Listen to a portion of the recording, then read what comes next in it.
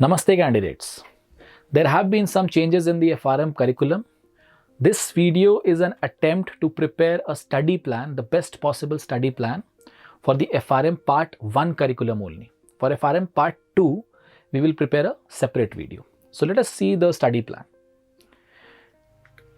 Now this is the key that we have used to represent the 4 modules.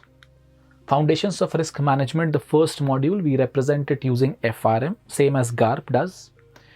Quantitative Analysis, we use QTA, GARP uses QA for this. For Financial Markets and Products, we use FMP. And for Valuation and Risk Models, we use VRM. So these are the 4 particular modules, you're already aware of these. So what we have done is that since GARP has introduced some new chapters this time, so instead of 15 weeks, we have actually stretched the plan to 16 weeks, where we have divided the course into 4 blocks, and each block will comprise of 4 weeks. So we'll expect that the chapters which are mentioned in each block, you will be able to cover all of them in 4 weeks time. Now in the previous video also, if you see my earlier study plan video, I said this that we have done a lot of analysis to prepare this plan, and we have tried to sequence the topics in such a way that they systematically link on top of each other, because it is not a very wise strategy to prepare for the exam on a module by module basis. It will not be efficient. There will be some concepts which are used in an earlier topic, let's say, but they will be discussed and probably introduced in detail in a later topic. And it is also possible that it will be discussed in detail in another module as well. So that is why the preparation becomes a bit tricky in that sense. So this study plan will take care of the sequence in the best possible way. We have tried to, along with the numerical topics, we have also tried to club the related theoretical parts together, and some unrelated theory portions have been scattered here and there in the timeline, so that you can get a good mixture, a good blend of theoretical as well as numerical topics. And you are strongly advised from our side at least to follow this sequence and the schedule. So let us see the study plan. Let's go to block 1, which is week 1, the first week. You start with fundamentals of probability, QTA 1. Then you go to QTA 2, random variables, and then common univariate random variables, QTA 3. So these chapters introduce probability and statistics, and these should be covered first to start with. Then in week 2, again quants is there. You start with QTA 4, multivariate random variables. This is just a follow-up. This is just whatever concepts you learn from QTA 1, 2 and 3. Again, you can apply those concepts in QTA 4. Then you will see QTA 5, sample moments.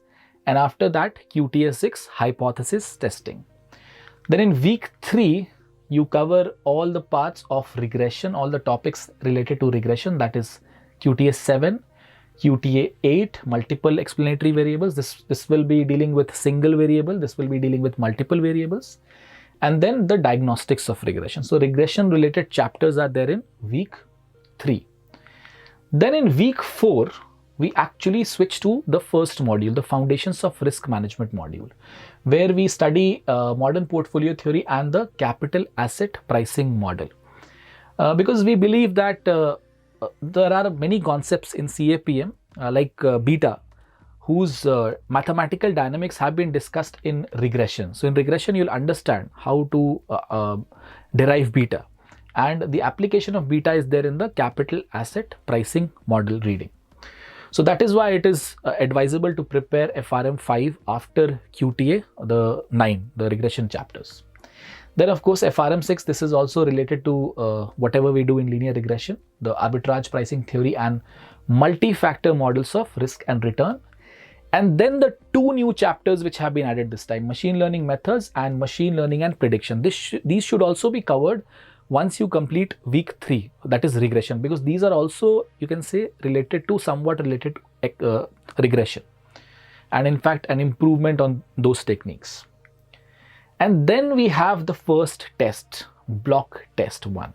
So we believe in the philosophy of active learning. So once you complete these 4 weeks, you should always take a test so that you can assess how well you are thorough with all the concepts that you have covered so far, because there is a tendency to forget as you move on. The course is so overwhelming sometimes that you tend to forget a few things sometimes, and taking regular tests in between actually helps you to retain that information that you have learned before. Okay, now let us move on to block 2, week 5. Here we go for time series, stationary time series and non-stationary time series. So this is mainly all the chapters of quants are covered except for 2, which will be covered later with related sections. So mostly quants is covered up to this part. Now, before we move on further, I would like to discuss a few things.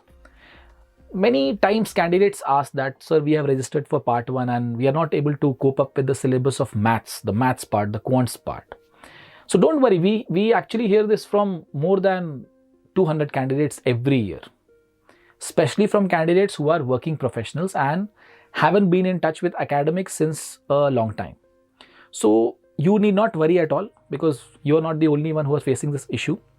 The quants part of FRM actually can be intimidating sometimes, overwhelming.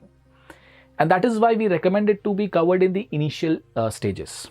Of course, one downside to this is that initially only, it can actually, at the outset, it can reduce your morale. But don't worry about that. The good news is that you can definitely overcome this challenge. You just need to devote some extra additional hours during this phase.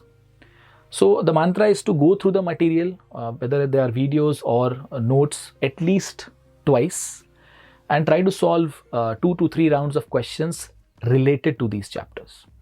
So if you can do these things properly, then you can your grasp on the concepts as well as the problems, they will start to get better. Now, apart from this, you also need to remember that the remaining 3 modules, they are not as mathematically intensive as this particular module, the quants module. And quants, as far as weightage is concerned, it carries 20% weightage. So it means that the remaining 3 modules, they carry 80% of the weightage together. So even if you're not 100% comfortable in the quant part, it's still okay. You have the chance to master the remaining modules, any of the remaining modules, right? So just be comfortable in the math part and make the theoretical and conceptual parts your strength. If suppose you find it way too intimidating even after reading it multiple times, you just need to ensure that you are just comfortable in the maths part, you're able to solve problems. Maybe you have not mastered it, but you can master the other modules.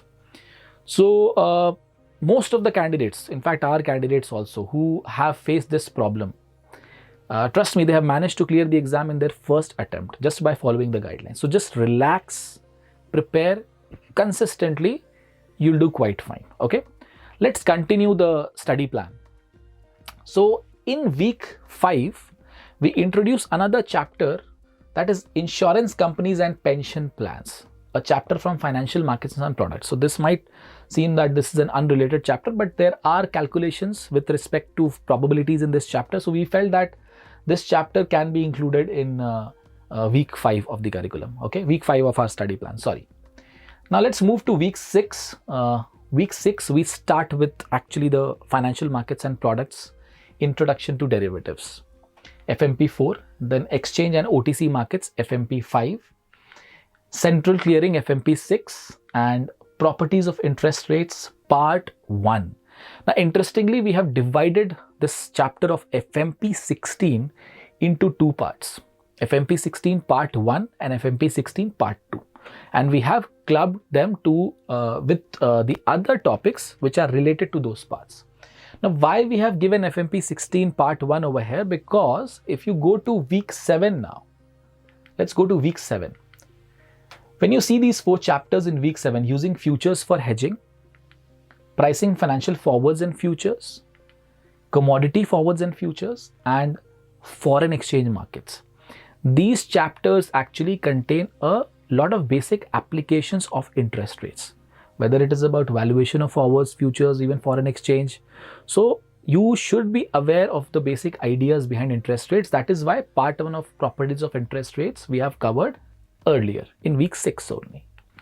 Then we'll go to week 8, where we cover properties of interest rates part 2, that is FMP 16 2. Again, other related chapters to the concepts which will be covered in properties of interest rates part 2, like pricing conventions, discounting, arbitrage, then interest rates, bond yields and return calculations. They are all quite related, and you'll find that maybe some of the concepts you have already covered here are being used in the next chapters. Duration, convexity, everything has been discussed in this particular week. Then let's come to the end of week 8, and then again you should take a test. You complete block 2. You should take a test as the part of our active learning philosophy. Next, we come to week 9, we enter block 3, and we see that the first chapter that you should cover in week 9 is applying duration, convexity and DV01, the foundations of which have already been discussed in week 8. Then modeling non-parallel term structures, shifts and hedging, VRM 13, a tricky chapter. Then mortgages and mortgage-backed securities, FMP 18, and anatomy of the great financial crisis. So we believe that these two chapters should definitely be taken together, because as far as the great financial crisis is concerned, the subprime mortgage markets had a great role to play in that, and that's why you should cover mortgages and mortgage-backed securities before you cover anatomy of the great financial crisis. Next, we come to week 10. We start with options markets, and when we discussed FMP4 introduction to derivatives, the basics of options were actually covered in that particular reading, but in FMP12 they have been discussed in much more detail. Everything related to the mechanics of options have been discussed in options markets. Then properties of options, FMP13, then trading strategies using options and exotic options. So this particular week basically is revolving around the dynamics, the mechanics of options and the related strategies. Now let's come to week 11. Now once you complete options, it is advisable to understand how options are priced. What are the models used to price options? So we cover these binomial trees and the Black-Scholes-Merton models as part of week 11, just after the options part has been introduced. Another chapter which we left in QTA, which is, after this we'll cover option sensitivity measures, the Greeks, again related to the options only. The Greeks are a very, very important chapter in the FRM Part 1 curriculum, not only for the curriculum, but I think this is a topic which is one of the hot topics as far as interviews are concerned. You know, when you go for interviews, then you'll find that Greeks are something which interest the interviewers a lot. They will actually try to ask a lot of questions from Greeks. Then I said that another chapter which we left in QTA, which was QTA 13, simulation and bootstrapping, it is covered with this particular week, because there are some examples in QTA 13 with respect to Asian options and some other options where option pricing has been discussed. Just some examples. The calculations, the dynamics has not been discussed in great details. So that is why I think it is better to club QTA 13 with VRM 14 and VRM 15. Now let us go to week 12. We'll see this chapter, QTA 12, coming back from quants, measuring returns, volatility and correlation. This chapter is covered just before the first 3 chapters of VRM, because volatility, a lot of volatility discussion is there in VRM 1, 2 and VRM 3, and volatility has been introduced properly in QTA 12. So these chapters should be related and should be covered together. Now we finish block 3 over here. Week 12 we have finished. So we will take a test, the block test 3. Moving on from block test 3, we will enter the final block. Sorry, this should be week block 4. So please ignore this mistake. This will be block 4, week 13. So we'll go for external and internal credit ratings, VRM 4. Then country risk, determinants, measures and implications. Then operational risk and stress testing. After that, we move to week 14 and we have interest rate futures, we have swaps, then we have credit risk transfer mechanisms, FRM 4, and we have measuring credit risk. So some aspects of credit risk have been discussed even in interest rate futures and swap course. So it is better to cover these chapters together in week 14. And in week 15, we have building blocks of risk management, FRM 1. We start with the theoretical part. then how do firms manage financial risk, then governance of risk management, and risk data aggregation and reporting principles. And in week 16, we'll see learning from financial disasters, and then GARP code of conduct. Okay, then enterprise risk management and future trends, and then finally we conclude with fund management. And once we complete block 4, we take a test, that is the block test 4. Now, one thing I would just like to tell you candidates, based on the feedback that we are receiving, that the number of theoretical questions have increased, starting from, in fact, in the last 5 years, starting from 2018, we have seen that the number of theoretical questions has increased in the paper, and high-end numericals are not asked as much as they used to be earlier, prior to 2018. So try and read between the lines of the study material, whether you use our study material or any other study material. You try to read between the lines of the PDFs and the study material. So you need to understand the information which is implied, if not explicitly stated. That is very, very important. And also for each part, since we are discussing part 1 only, I'll tell you, and I've emphasized this again and again, that if you want to learn the concepts properly, and if you want to pass the exam with excellent quartiles, you should try and devote a minimum of 600 hours. Okay, at least 500 hours I'll say, but I recommend a minimum of 600 hours. But to candidates who are short of time, extremely short of time, then 500 hours minimum is a must. You might have heard, and it's written in different forums also, that somewhere around 150 hours, 300 hours, some people have written, some experts have written that the average amount of time that is required for FRM each part. So that's why this figure of 600 hours or 500 hours, which I am saying, it may seem a bit overwhelming. But my advice would be not to go for any shortcuts whatsoever, if you want to really prepare, really well actually. So 600 hours, 500 hours is actually the amount of time that you should be looking for to prepare properly for part 1. Because FRM is a little bit unpredictable. So that's why in FRM, the range of questions that you solved should be broader, and you should try and solve questions, different kinds of questions from different sources. Also, as far as exam temperament is concerned, I think that you should start building the habit of sitting for long hours. And you should also practice time management as well in those long hours. Because even the best prepared candidates, they have actually reported to us that they fell short of time while writing the exam. Towards the end, of course, in the last half an hour, they found that probably 20 questions are remaining. So that becomes very difficult then. So that is why for FRM, solving a lot of questions is one of the key factors. And you should also solve, apart from our question bank and the other question banks which you use, you should also solve GARP sample paper questions for the last few years. And in the FRM exam, I think the usage of BA2 plus calculator is very, very important, because if you have proper grip over the usage of the BA2 plus calculator, then you can save precious few seconds, and those seconds are also very, very precious while you're writing the exam in each numerical question which involves the calculator. So that is very, very important. Master the BA2 plus calculator properly. Now, some of the students ask me, especially towards the end, that sir, please suggest some important topics for part 1. Anything we can skip. But I'm telling you, this may sound very, very generic, but it's the correct answer, that every topic in FRM is equally important. So you cannot skip anything. Please try and cover each and everything, every single chapter, because see, as I told you, FRM is a little bit unpredictable.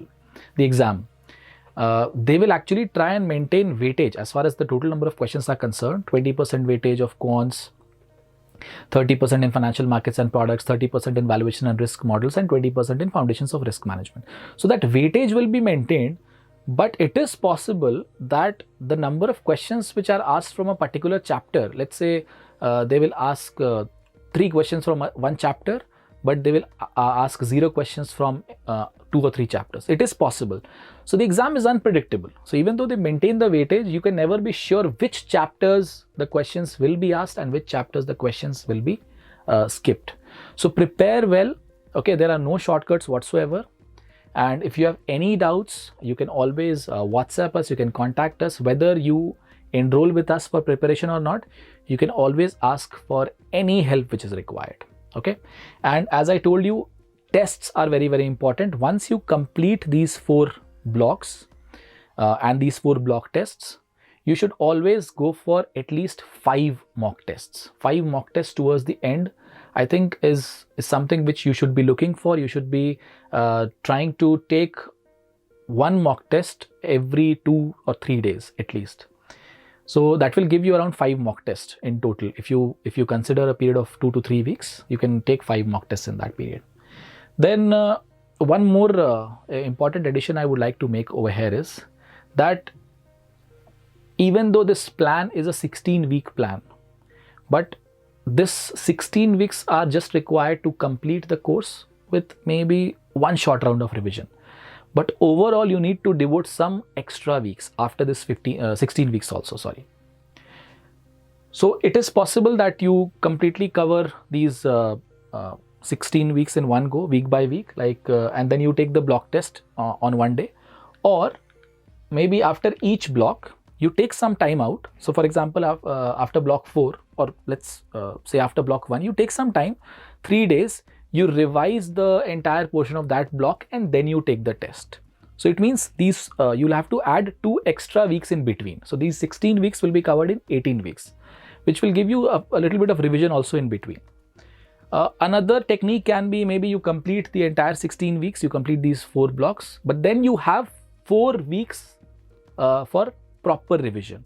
So you need to ensure that you complete the course at least 1 month or 4 weeks before the exam.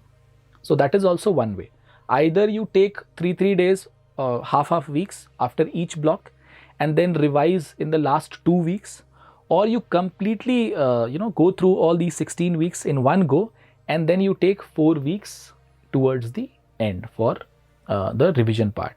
Most of the candidates, they use the second approach. They actually go 16 weeks in together, okay, in one go, and then the last 1 month they use it for revision. And of course, the more time you have, the better it is. So if you have started early, the better it is. But it does not mean that if you have started a little bit late, that you have 16 to 18 weeks in hand, you cannot complete FRM part 1 syllabus properly. You can definitely complete the syllabus. Just follow the study plan and you have to be very, very consistent. 600 hours should be the target. If not possible, then at least 500 hours should be the norm. Okay. So as I said, if you need any kind of help, please do not hesitate to WhatsApp us or visit our website or call us. Thank you very much. Namaste.